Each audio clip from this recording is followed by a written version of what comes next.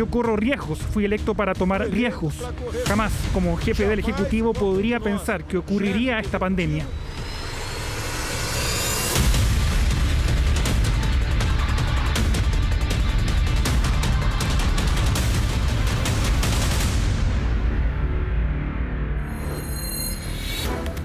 El mundo de nuevo nos recuerda que la democracia es frágil. En Brasil, por primera vez desde el fin de la dictadura, los jefes de las Fuerzas Armadas renuncian y es removido el ministro del área. Ocurre en medio de deseos de Jair Bolsonaro de instaurar un estado de sitio, de sus intentos de buscar apoyo militar a una gestión cuyo apoyo hoy no supera el 31%.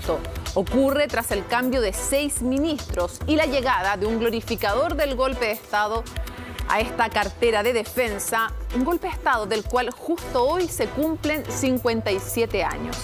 La economía tuvo su peor contracción del 2020 en más de 2 décadas y los políticos miran con incertidumbre las elecciones del 2022 que podrían enfrentar al retornado Lula con el actual mandatario, receta perfecta para agudizar la ya fuerte polarización.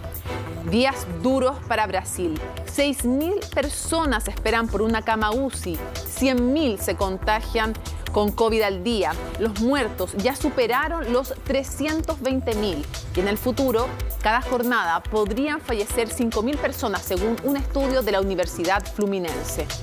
Como dicen muchos expertos, casi un laboratorio de una nueva variante que se expande velozmente, que tiene nuevas mutaciones y que pone en riesgo al continente gracias al negacionismo de Bolsonaro, quien solo hace unos días instauró un comité de crisis. Basta de quejas.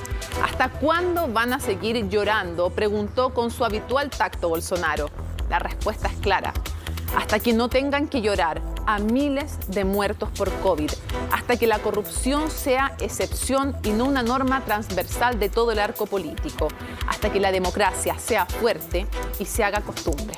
Comienza Conexión Global.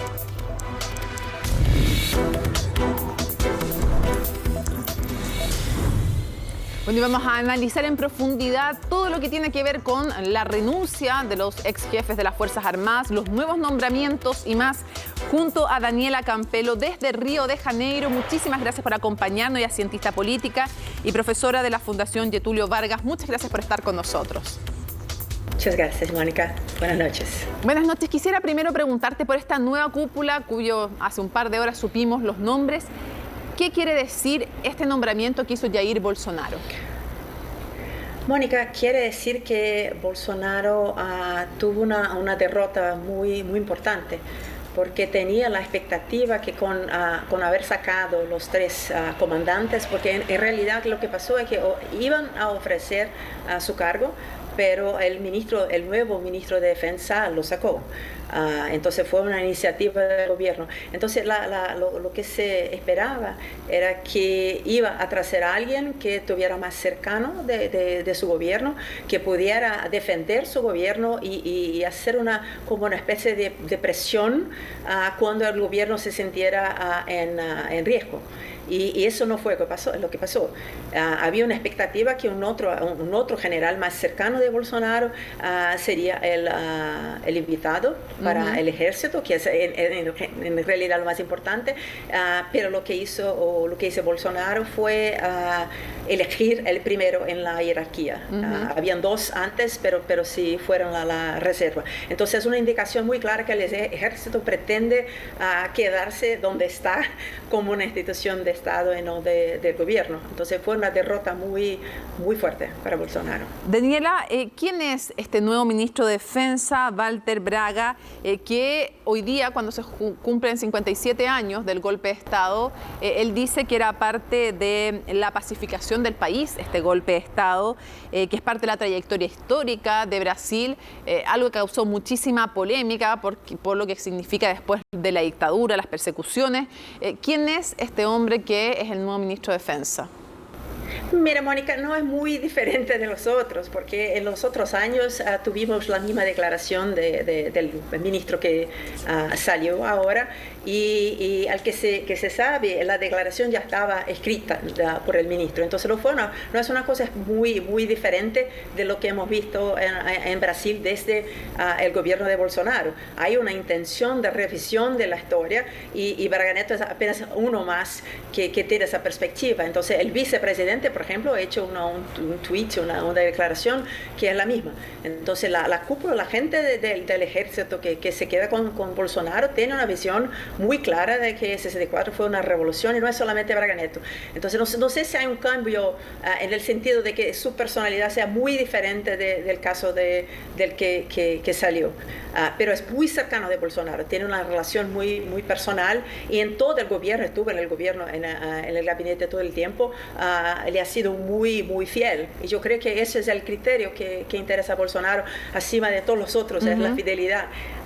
Ahora, quisiera preguntarte, ¿cómo evalúa hoy día en Brasil la opinión pública a Bolsonaro y su manejo de la pandemia? Porque es cierto que hay voces críticas, pero también hay quienes deciden no cuidarse, no creen en la gravedad de lo que está ocurriendo. Entonces quiero preguntarte, ¿cómo está la sociedad civil respecto al tema de la pandemia?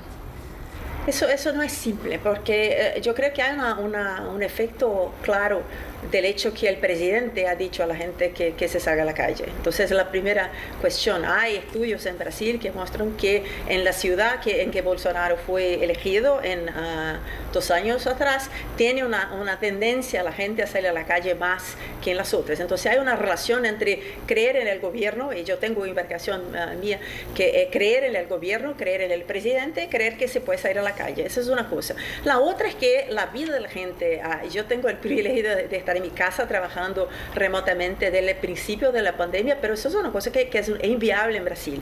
Entonces, sin un apoyo del gobierno, tuvimos un periodo de apoyo, de auxilio emergencial, pero ahora no tenemos. Entonces, es muy complicado para la gente. Es interesante porque se habla mucho de la gente en las fiestas, en las playas, pero lo que importa es la gente en los trenes, en los ómnibus, y están lotados. Entonces, hay es complicado. No es que la gente necesariamente crea que no hay una necesidad de cuidado, pero la vida no es esa. Creo que hay un punto en eso. Y el apoyo al presidente. Pero hoy en día la evaluación es muy mala del presidente. Es peor que la evaluación del presidente por sí mismo. La evaluación del manejo de la pandemia. El manejo de la pandemia. Daniela, creo que más de como 57%, sí. Quisiera preguntarte respecto de, tú decías, evalúan peor cómo ha manejado la pandemia que cómo lo evalúan incluso a él. Entiendo que es lo que tú me dices. No te escucho ahora. Sí, ¿me escuchas ahora? ¿Ahora sí? No, ¿puedes empezar otra vez? Sí. Te quisiera preguntar respecto, tú decías que el manejo de la pandemia es peor evaluado incluso que cómo es evaluado el presidente en su gestión global. Pero yo quisiera preguntarte, ¿qué dice la oposición hoy día? Más allá del tema pandemia, hay una crisis económica también. ¿Tiene postura? ¿Cuán fragmentada está la oposición? ¿Cómo se ve el futuro político, en definitiva, del país con una crisis económica además muy fuerte? Sí, la oposición en Brasil está muy fragmentada. Hubo muchos, la última elección, el último pleito fue muy complicado porque fue un periodo en que muchos partidos de la oposición lucharon unos contra los otros, entonces es una situación de fragmentación, pero yo creo que eso hay una cosa que es muy importante decir. Bolsonaro tiene hoy una oposición relativamente débil porque tiene el centrón, lo que llamamos, es el centro, no es un centro ideológico, pero partidos que tratan muy fisiológicamente del gobierno y que tienen recursos y que están apoyando a Bolsonaro. Una cosa que es muy importante tener en consideración es que esos partidos son partidos que no tienen ningún apego o ninguna conexión con el presidente ideológico o lo que sea, que para de la relación económica. Entonces, es un apoyo hoy que es débil, pero se puede cambiar muy rápidamente, como pasó, por ejemplo, con el caso de Dilma. Y una cosa que es muy importante notar en Brasil, y no solamente en Brasil, en Latinoamérica, se dice que el presidente pierde la elección, no es la oposición que gana. Y yo creo que en el caso de Bolsonaro, una se va a deparar en 2022 con la cuestión que tiene a mostrar y no tiene más nada. Entonces se eligió en 2018 con la idea del antipetismo y la idea de que había que sacar el PT del gobierno, una campaña muy fuerte de credibilidad de la política, pero yo creo que no se va con lo mismo en 2022, hay que mostrar algo y no tiene nada, es un fracaso completo. Entonces yo creo que eso es muy importante, se hace más débil todos los días y está muy débil. Sacar los comandantes militares es una evidencia de cómo sentía necesidad de un apoyo más fuerte del ejército porque no tiene más nada. Daniela, me quedo con esa frase, te despido y me quedo con esa frase tuya tan interesante, que no es que gane la oposición una elección, sino que en Brasil muchas veces es el propio presidente el que la pierde. Vamos a ver cómo se desarrolla la economía también en el futuro, que eso es algo tremendamente relevante para decidir elecciones cuando sabemos que retrocedió el PIB de Brasil un 4,1% en el 2020, que es el peor dato en 24 años. Ha sido un lujo conversar contigo desde Río de Janeiro. Muchísimas gracias por habernos acompañado. Muchas gracias, buenas noches. Buenas noches, y queremos profundizar porque lo que hablábamos respecto del cambio de la cúpula militar, lo que hablábamos también de economía, de la pandemia, es parte de lo que está viviendo Brasil. ¿Cuál es el momento de esta crisis sanitaria, política y económica? Nos lo resume y analiza en su nota Orlando Silva.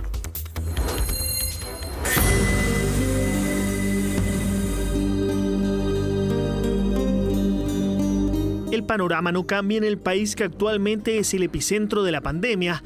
Lo reflejan las cifras de muertos y contagiados. También los hospitales de casi todo el país colapsados por la falta de camas críticas, de personal y de oxígeno. Un panorama que el expresidente Lula da Silva catalogó como genocidio.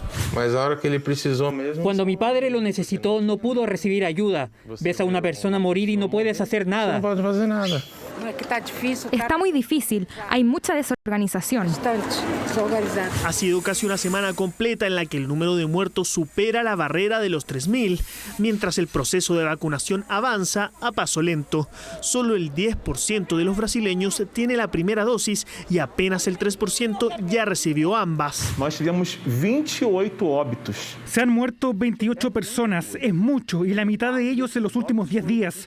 Todos esos pacientes murieron esperando una cama UCI. Tenemos 15 pacientes y 2 camas. Es difícil decirlo, pero elegimos quién vive y quién muere. Tratamos de salvar a los que tienen más probabilidades de sobrevivir. Las fiestas clandestinas dan cuenta de que una parte importante de la población no le ha tomado el peso a esta tragedia. Tampoco lo ha hecho el presidente Jair Bolsonaro, quien sigue con su lucha contra las cuarentenas y confinamientos, negando, como siempre, la gravedad de la emergencia. El virus llegó, la vida continúa. Gripecita, un resfriadito. El gobierno nunca dejó de tomar las medidas para combatir el coronavirus como para combatir el caos en la economía. Pero de esta crisis sanitaria, Brasil pasó esta semana a un terremoto político y militar.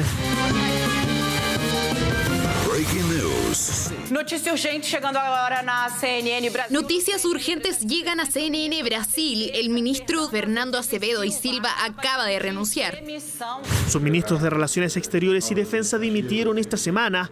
La salida no solo supuso una reorganización del gabinete, también la salida de los jefes de las 3 ramas de las Fuerzas Armadas, algo inédito desde el regreso a la democracia en 1985.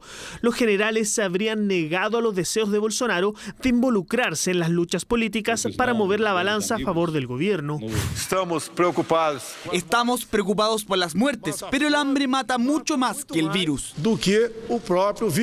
El nuevo ministro de Defensa, Walter Braga Neto, se estrenó en el cargo con una carta pública donde llama a celebrar este 31 de marzo, día en que se conmemora el golpe de Estado en Brasil, una dictadura a la que Bolsonaro siempre ha mostrado su respaldo a pesar de las violaciones a los derechos humanos.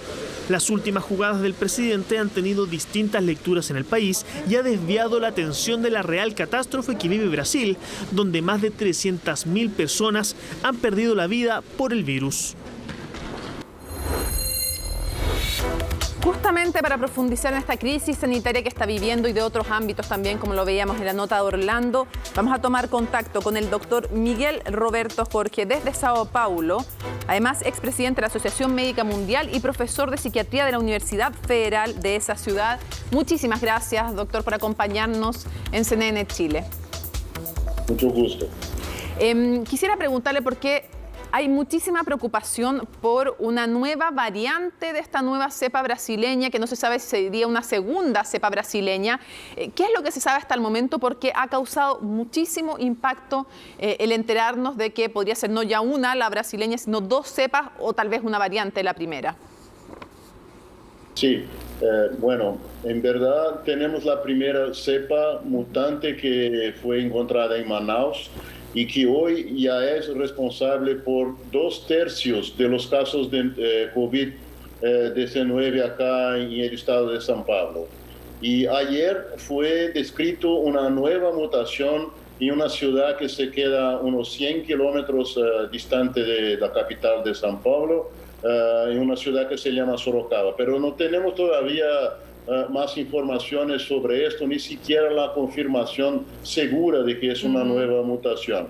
La cepa de Manaus es responsable por atingir hoy mucho más personas jóvenes y tiene un poder de transmisión mucho más alto y también provoca casos más graves de la COVID-19 comparada con la cepa tradicional, la primera. Quisiera preguntarle, ¿qué es lo que explica que se vaya expandiendo tan rápido esta nueva cepa? ¿Cuánto de la falta de cuidados con la población, de uso de mascarilla, de aglomeraciones, cuánto hace? Porque nos decían que un país se puede convertir en una especie de laboratorio al aire libre, ¿no? En que vayan produciéndose mutaciones mientras más se expande el virus. ¿Por qué es eso?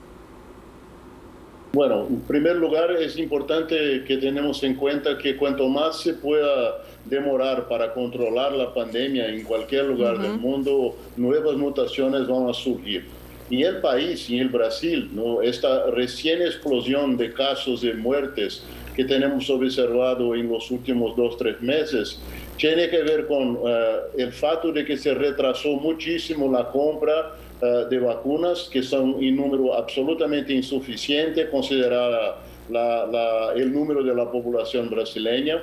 También contribuyó para esto un cansancio de las personas de permanecer a sus casas y también una cosa muy importante para contribuir a esto fue que hay muchas discordancias entre lideranzas políticas y sanitarias del país con respecto a adopción de medidas de protección, ¿no?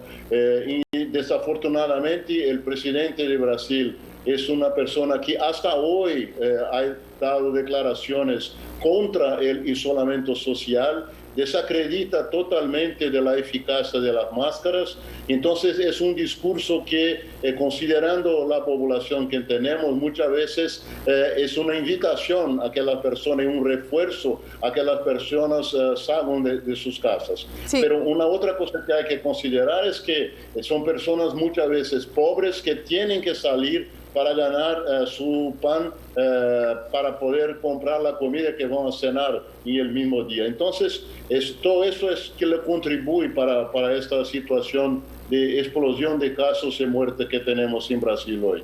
¿Cuánto ha afectado el manejo de la pandemia también que ya haya 4 ministros de salud que han ido pasando por el cargo? ¿Y en quién confían hoy día los brasileños en el manejo sanitario? Cuando hay descrédito de los políticos transversal, cuando hay un presidente que ha cambiado también el discurso, pero que hablaba una gripecita. ¿Y cuánto afecta además? ¿En quién confían los brasileños? ¿Cuánto afecta el cambio ya 4 ministros de salud? Sí, esto es una lástima, ¿no?, que tenemos acá en Brasil. El nuevo ministro todavía no sabemos qué libertad va a tener para actuar de una forma baseada en la opinión de los especialistas, porque el presidente siempre está presionando al ministerio que no hace lo que tiene que hacer, ¿no? El presidente está siempre muy preocupado con la economía. Los gobernadores tienen un papel muy importante porque están mucho más conscientes de la gravedad de la situación sanitaria. Y la media tiene contribuido muchísimo divulgando las opiniones de los especialistas en salud pública, de los epidemiólogos, de los infectologistas, y esto trae una ventaja ahí, pero siempre hay una oposición por parte de los apoyadores del gobierno federal, ¿no? Contra medidas que hay que ser tomadas. Nosotros no tuvimos hasta ahora ninguna vez un verdadero lockdown en el país. Claro. Solamente unas experiencias isoladas con muy buenos resultados, pero que tenía que ser extendido a muchas más ciudades y, que están acometidas gravemente por la COVID. Aislamiento parcial y en algunos lugares no nacional. Para cerrar brevemente, pues nos acaba el tiempo, quisiera preguntarle lo siguiente. ¿Cuál es el futuro de la pandemia en Brasil? ¿Qué los espera en los próximos días? Porque las predicciones que vemos de expertos son tremendas. ¿Y cuál puede ser el riesgo para el continente también? Bueno, para los próximos días o pocas semanas, lo que esperamos no es nada muy bueno, ¿no? Lo que es importante es que las dos vacunas que están actualmente siendo administradas a la población brasileña van a tener su fabricación en Brasil mismo a partir de abril-mayo de este año.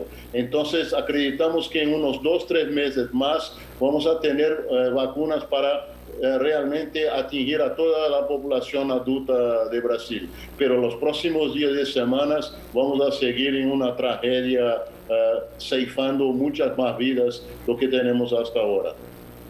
Doctor, quisiera agradecerle a Miguel Roberto Jorge desde Sao Paulo, expresidente además de la Asociación Mundial de Medicina, que nos haya acompañado en Conexión Global. Muchísimas gracias. Gracias, Mónica, y buenas noches a sus espectadores. Buenas noches. Nos vamos a la pausa en Conexión Global. Al regreso vamos a estar con un panel desde Chile, pero también desde Brasil, conversando y analizando esta crisis y además con el exministro de Salud del expresidente Luis Ignacio Lula da Silva. Volvemos.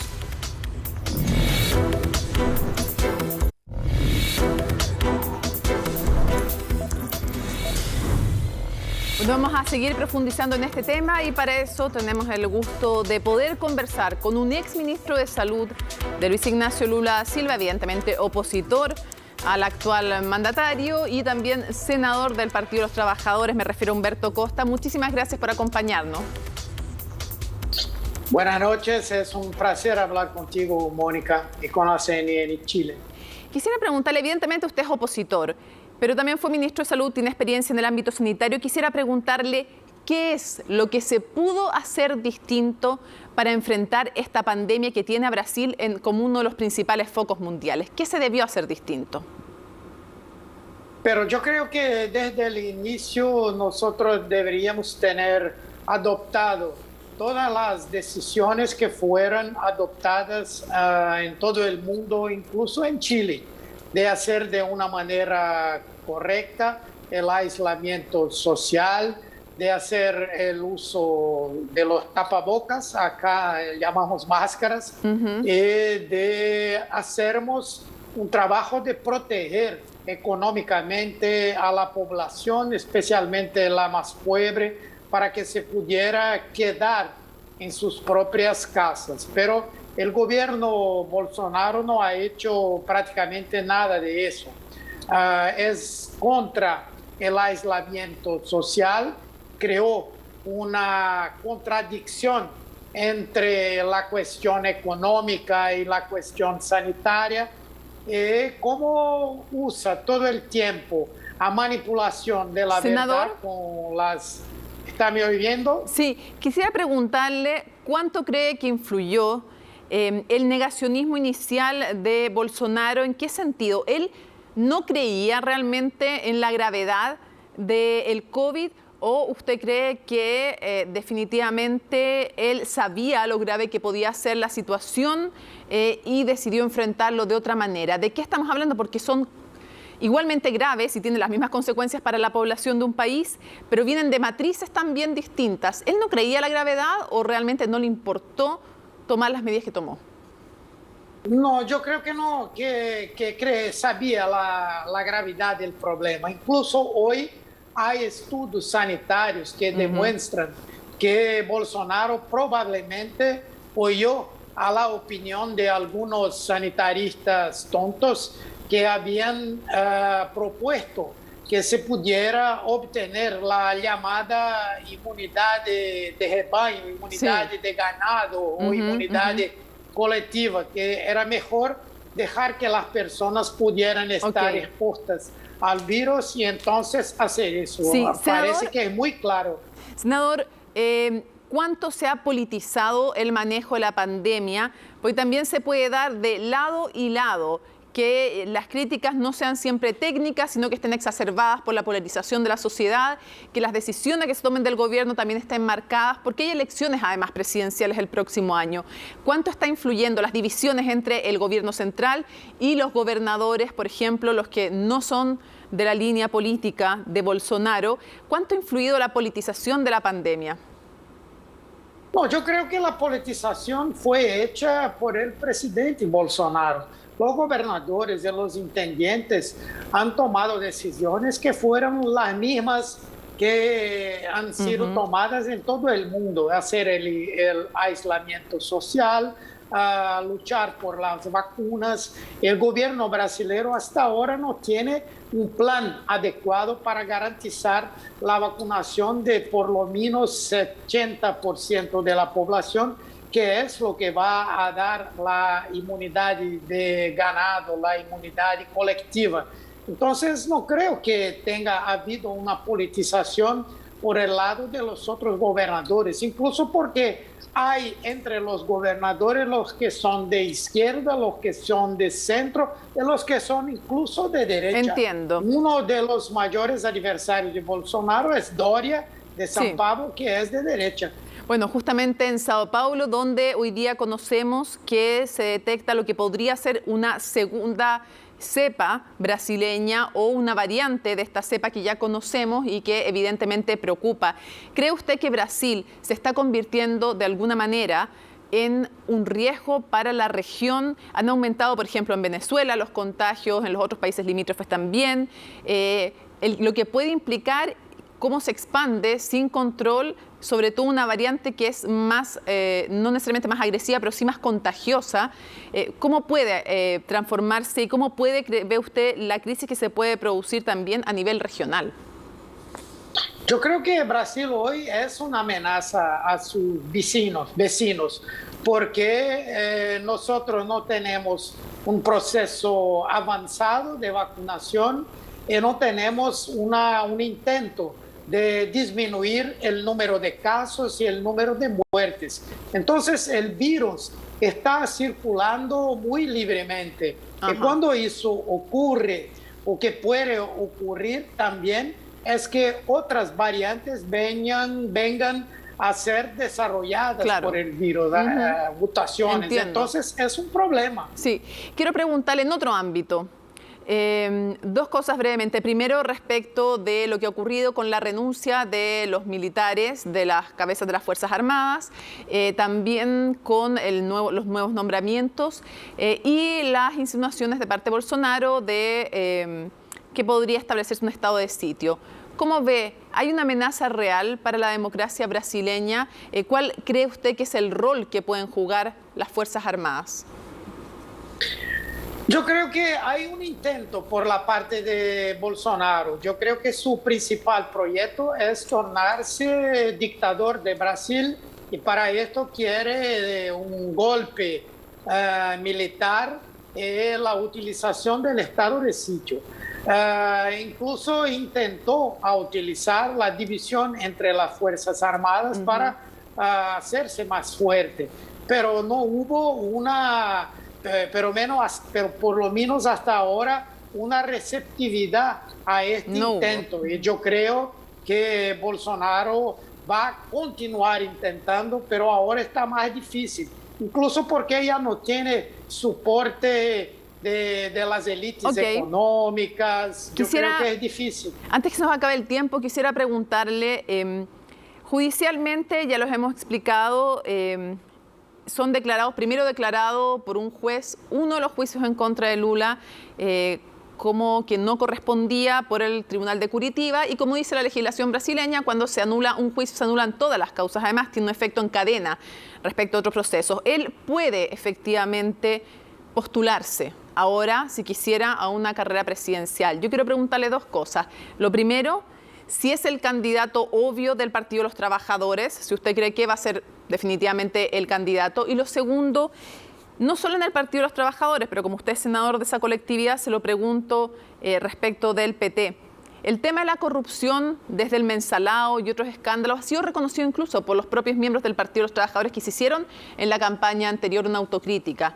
¿Cuánto sigue siendo una mancha para el Partido de los Trabajadores? Una corrupción que, por ejemplo, en el caso Lavallato llegó a toda la clase política. Pero para ustedes, ¿qué tienen que cambiar en ese tema? ¿Cuán complejo es de cara a la sociedad brasileña y una eventual carrera presidencial? Yo creo que esta decisión ha abierto los oídos de la población para tener incluso una visión diferente de todo lo que ocurrió. Sí, tuvimos problemas, pero mucho de lo que ha sido hecho en contra Lula está ahora probado que ha sido una acción política articulada. Y yo creo que la población ha disminuido su percepción de que tenga ocurrido grandes acciones de corrupción. Claramente vamos a tener que hacer, como ya hicimos, una autocrítica fuerte, pero yo creo que está claro para el pueblo que Lula ha sido mucho más perseguido do que realmente cometido algo importante. Pero más allá incluso de Lula, en el Partido de los Trabajadores, porque aquí tratamos de entender fenómenos locales y globales. ¿Qué pasó? Sí. ¿Por qué la corrupción? ¿Qué es lo que lleva? ¿Es mucho tiempo en el poder? ¿Qué es lo que pasa? ¿Qué es lo que pasa que lleva a que la corrupción vaya corroyendo una democracia? Le insisto, no estoy diciendo solo en el Partido de los Trabajadores, casi la mitad de los parlamentarios tienen procesos judiciales relacionados con el tema, con trata de blancas, con corrupción, con porte de arma ilegal, en fin. Entonces yo le quiero preguntar, ¿qué es lo que pasa desde su partido? ¿Cómo lo ve usted? ¿Qué es lo que pasó que la corrupción fue escalando? ¿Qué falló? Yo creo que hubo un gran error por parte del PT de no hacer una reforma política importante. El PT asumió la misma forma de financiación de sus campañas electorales que había anteriormente. Entonces yo creo que esto fue el gran error, porque podríamos haber hecho una reforma a implantar la financiación pública como es ahora, y no tendríamos todo esto que ocurrió. Esto fue el gran problema. Para los otros partidos esto no fue un problema. Para el PT, que era de izquierda y que adoptó una práctica semejante, yo creo que fue mortal, fue una cosa mortal. Y para cerrar, muy breve, más allá ahora del Partido de los Trabajadores, el tema de la corrupción es un tema que es criticado fuertemente por los brasileños. Y nosotros lo vivimos también en Chile. Tuvimos casos de financiamiento ilegal de la política que no llegaron finalmente a ser sancionados, la gran mayoría de ellos. La impunidad, ¿cuánto puede afectar la credibilidad de los ciudadanos? Que todos estos casos que hemos visto que afectan a casi todos los partidos políticos en Brasil, si es que no se llega a sancionar como se debe, si es que no se hacen las reformas, además de las cuales usted habla, ¿cuánto puede socavar la democracia de un país? Se puede acabar mucho, pero yo creo que hicimos después de esta Lavallato una reforma política importante. Tenemos hoy la financiación pública de las elecciones, pero aún hay mucha gente que quiere que vuelva la financiación privada, que yo creo que es mortal para nuestra democracia. Por otro lado, yo creo que es necesario, sí, que todo lo que fue denunciado sea apurado, y que haya una punición a todos los que tengan cometido los errores, incluso de los partidos de los trabajadores. Entiendo. Senador, quiero agradecerle muchísimo que nos haya acompañado desde justamente Recife, en Brasil, analizando el momento político, económico y sanitario tan complejo que está viviendo Brasil. Obviamente que le deseamos lo mejor a sus compatriotas y a usted. Muchas gracias. Gracias, estoy siempre a la disposición.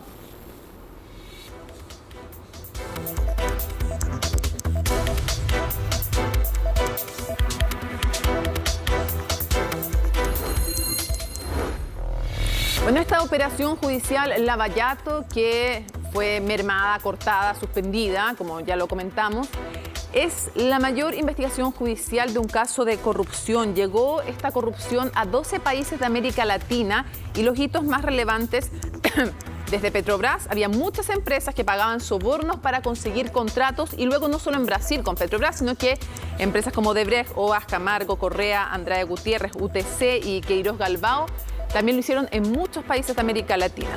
Vamos a revisar los principales hitos. Y los principales hitos son, primero, se conoce esta red de lavado de dinero. Lavallato eran justamente en un lugar de lavado de autos donde se encuentran a estos lavadores de dinero y de ahí se llega a Petrobras. Bueno, en marzo, esto fue el 2014, en marzo del 2016, 2 años después, Lula es interrogado por corrupción en el contexto de varias causas, eso sí. Después, en mayo del 2016, ya se sabe que se investiga formalmente a Lula. La Fiscalía acusa a Lula y el juez Moro acepta la acusación, porque el juez no es el fiscal.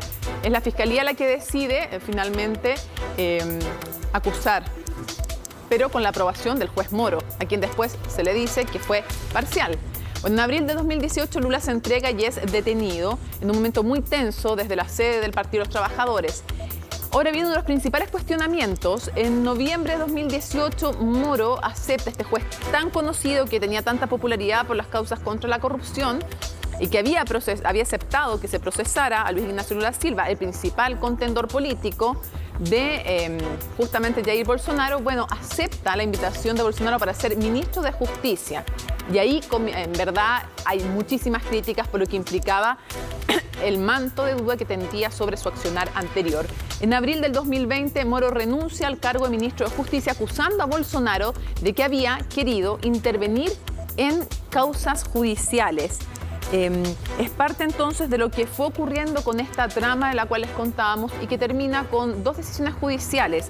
Una, que es decir que no correspondía que en Curitiba se hubieran investigado estas causas, algunas de las cuales afectaban efectivamente a Luis Ignacio Lula da Silva, específicamente en uno de los casos, y como es así la legislación brasileña, se produce un efecto dominó, se cae una causa y se caen las demás, entonces vuelve a foja cero y nada de lo investigado entonces es válido, porque además hay otra decisión que dice que fue parcial, que no habla sobre Lula, sino que habla sobre el juez Moro, que dice que fue parcial. Y lo dice en base, entre otras cosas, a las filtraciones que después se conocieron respecto a conversaciones entre los fiscales y el juez Moro, cosa que no debiera haberse producido, que tenían, en el fondo dice el Tribunal Supremo de la Corte de Justicia brasileña, que es como nuestra Corte Suprema, dice la verdad es que aquí hay parcialidad porque había una decisión predeterminada de terminar condenando a Lula. Entonces por eso finalmente se dice no fue parcial.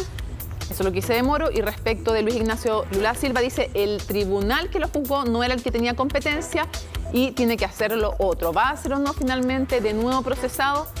Es lo que no sabemos. Vamos a ver cuál es la decisión de la justicia brasileña. Pero por mientras sí está habilitado para participar en una carrera presidencial.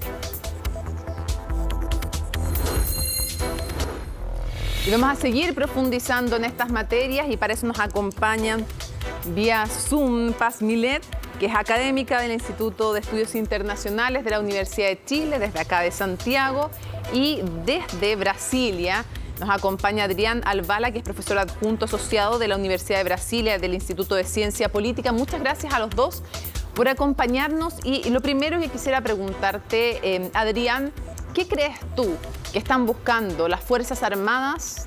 ¿Qué señal están dando cuando renuncian? Y además, bueno, en un hecho que es inédito desde el retorno a la democracia, además es sustituido al ministro de Defensa. Pero, ¿cuál es la señal que están dando las Fuerzas Armadas? Bueno, primero muchas gracias, Mónica, por la invitación. La primera señal que están dando es una señal un poco de querer limpiar la imagen, para comenzar, ¿no? Primero porque tenemos que recordar que buena parte de la pandemia, o sea, sobre todo el final, o sea, la mitad de la pandemia, fue orquestada por un ministro de Salud que era de las Fuerzas Armadas, claro, supuestamente un tipo especialista en todo lo que tiene que ver con logística y todo. Y bueno, sabemos los resultados que tienen acá, ¿no? Así que esa ha sido como una imagen un poco de incompetencia de las Fuerzas Armadas. Luego, otros elementos que vienen a sumarse a eso, además de la gestión, digamos, mala de esa pandemia, también algunos elementos que han surgido en los últimos días, últimas semanas, respecto a algunos guiños o algunos señales de que Bolsonaro y el gobierno estaría interesado en eventualmente cortacircuitar o hacer un cortacircuito a los gobernadores, estableciendo un estado de sitio, ¿no? Y diciendo que se salían, están un poco diciendo, nosotros no estamos con eso, ¿no? Claro, porque Bolsonaro al hacer esto... No estamos respaldando en el fondo esa idea de Bolsonaro. Quiero preguntarte a ti, Paz, sumamos la salida, la renuncia de las cabezas de las Fuerzas Armadas. 6 ministros, lo contábamos antes en el programa, 6 ministros removidos después de que 2 renuncian, el de Relaciones Exteriores y el de la Fuerza, justamente el de Defensa. En medio de una pandemia, que se den además estas situaciones políticas, ¿qué tan, y además agregando lo que decía Adrián, ¿no? Estos rumores de que quiere establecer un estado de sitio, Bolsonaro, ¿qué tan en riesgo está la democracia en Brasil hoy día?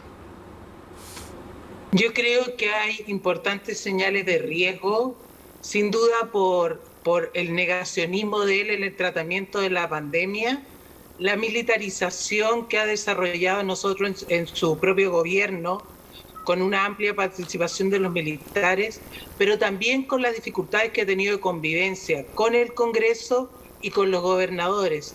En una situación de crisis como la actual, él en la práctica ha concentrado el poder entre él y un círculo muy cercano del que también forman parte sus hijos, y la verdad es que no ha sabido lidiar con las bases mismas de la democracia, de sana convivencia entre los distintos sectores, en un marco como la pandemia que hoy enfrentamos. Entonces yo creo que se ve muy debilitada. Además, no hay que olvidar que precisamente ayer se presentó un requerimiento ante, ¿no es cierto?, el Congreso para desarrollar un proceso de movilización nacional donde él obtendría amplios poderes. Entonces, sin duda, como decía Adrián, su interés va por una concentración del poder, por entrar en disputa más fuerte con los gobernadores y de alguna manera en una lógica que habla de dificultades para la democracia. Derechamente, Adrián, ¿tú crees que es posible un autogolpe en Brasil? Mira, esa es la pregunta del millón, ¿no? Las ganas las tiene, desde que entró, incluso antes que entró, dejó muy claramente de que no es cuándo, sino o si no es que habría la posibilidad de cerrar algunas que otras instituciones como el Supremo Tribunal Federal y otras cosas, sino que cuándo se haría, ¿no? Y sobre todo embates que son comunes casi todos los días, de venir a hacer presiones sobre los diputados, sobre los senadores, y en particular, o sea, que su foco principal es sobre todo el Supremo Tribunal, ¿no? Claro. Y poner gente de bajo escalón en particular, es lo que ha hecho él. Lo que sí podemos notar es que la renuncia de esos jefes militares y el nombramiento de nuevos, aunque pudieran ser algo que un poco de la misma cosa, muestran dos cosas. Primero, que la cúpula o los jefes en general han tendido a tener cierta distancia con esos posicionamientos de autogolpe, o en todo caso esa no estarían respaldándolo. No, pero lo que sí estaría interesante ver es el apoyo muy fuerte que tiene Bolsonaro con los cabos, con los soldados de abajo. Exacto. ¿no? Y tenemos que recordar que Bolsonaro era capitán del Estado, del ejército, y sobre todo terminó muy mal su carrera militar. Sí, fue sancionado por protestar, sí, fue sancionado de hecho por protestas, por reivindicaciones que hacía. Y quiero preguntarle a Paz... No, más que protestar. Sí, bueno, sí, llamar en el fondo casi a una semi-insurrección. ¿Casi colocó una bomba? Sí, sí. Quiero preguntarte, Paz, Están las élites, porque a todo esto los militares eran un cuarto, por lo menos, del gabinete de Jair Bolsonaro, ¿no? Y estaban en otros puestos claves también de la administración pública, no solo en el gabinete. La pregunta también es si es que, aparte de esta especie de distancia que tratan de establecer las Fuerzas Armadas, las élites están abandonando de alguna manera a Bolsonaro por la crisis económica, el peor año de crecimiento en 24 años fue el 2020, también por el manejo pésimo sanitario, está como uno de los focos mundiales del COVID, ¿no? ¿Hay un alejamiento de empresarios y otras élites desde la cercanía que tenían antes con Bolsonaro? Bueno, ya los sectores empresariales han estado presionando, por ejemplo, para la salida del ministro de Medio Ambiente. Con una carta, claro. Y hay ciertas señales claras de descontento, porque esta opción que él ha tomado de negacionismo no solamente está influyendo en Brasil, sino que está generando un cuadro muy difícil a nivel regional y mundial. Entonces, en un escenario en que cada vez, ¿no es cierto?, las élites empresariales tienen vínculos y de Bolsonaro afecta muchísimo los intereses de esta élite. Claro. Y claramente también se plantea otro escenario con la nueva situación de Lula. Quiero ir Lula, justamente...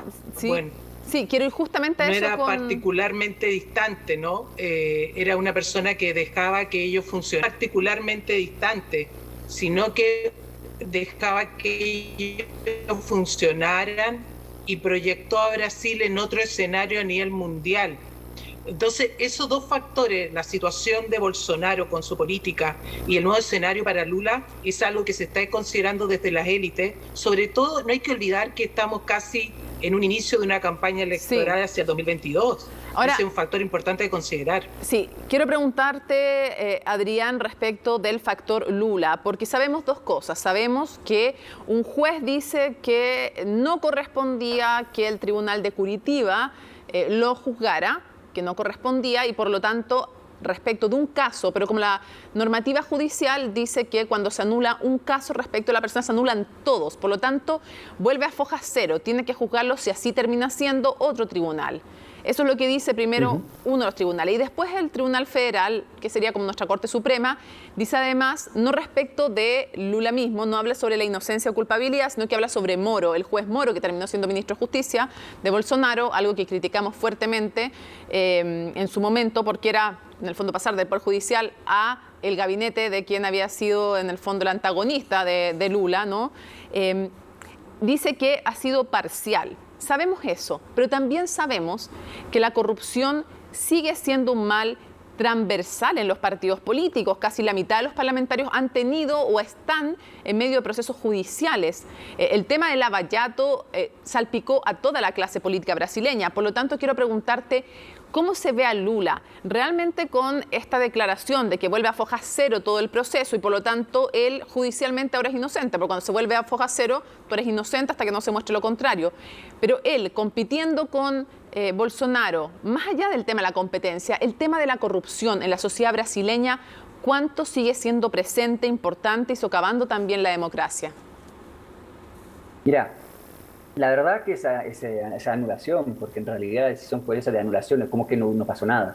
Esa anulación, de cierta forma, no rehabilita totalmente a Lula como, o sea, no lo blanquea, no establece de que el tipo no hizo nada, ¿no?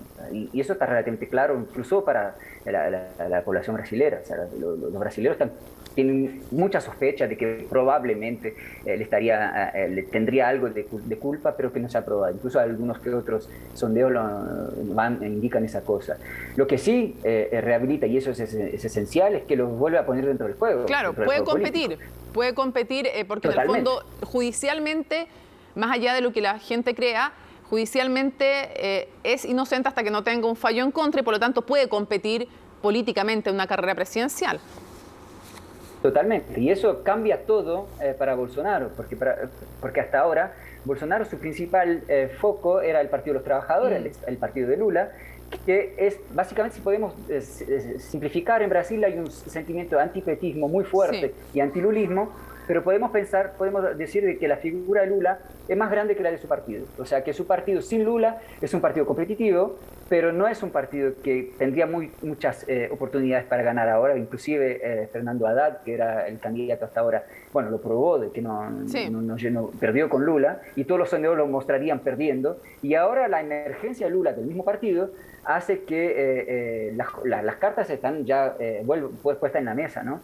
Y Bolsonaro lo tiene bien claro, de que ahora el juego cambió un poco de sentido y que la reelección ya no está tan garantizada como parecía estar, porque a pesar de todo...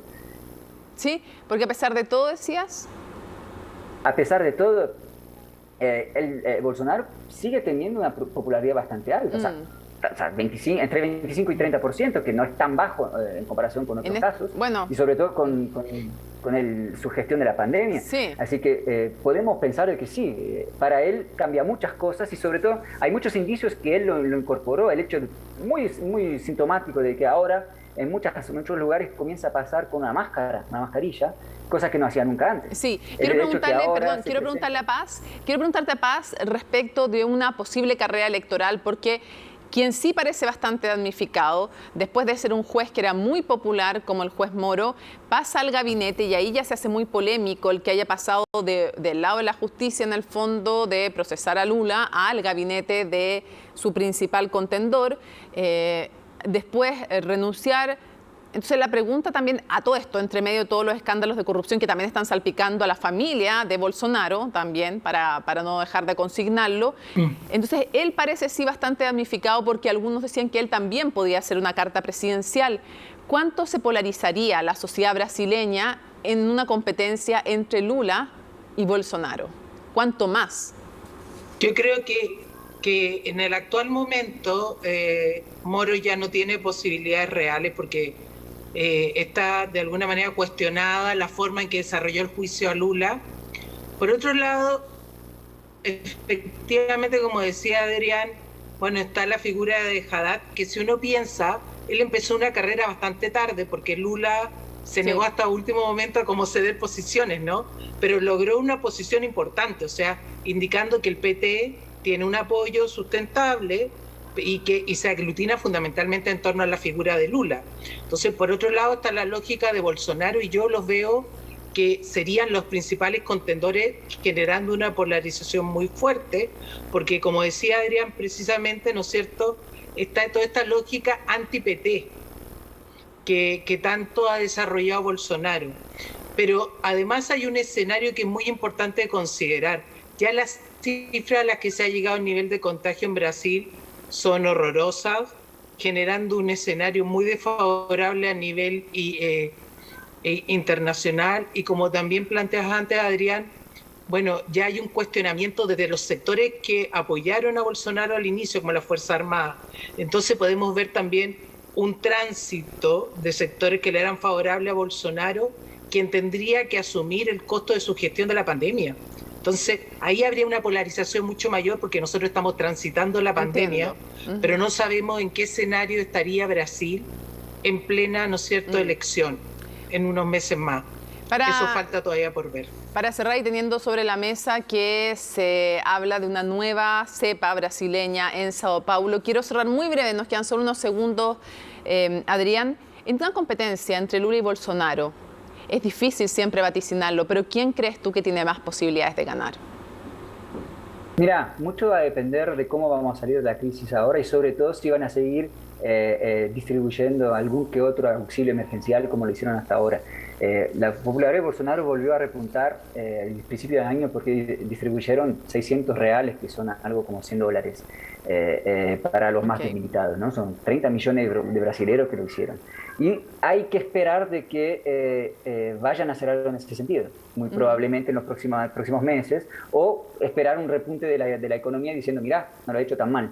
Así que está apretado, porque tenemos que guardar que el sentimiento antilulista y anti-PT está muy fuerte, y que una franja de la derecha, por más de que muchos apoyadores de Bolsonaro están arrepentidos y todo, hay una franja aún relativamente importante contra Lula y contra el PT. Perfecto. Pero me arriesgaría a decir de que Lula ganaría. Me arriesgaría a decirlo.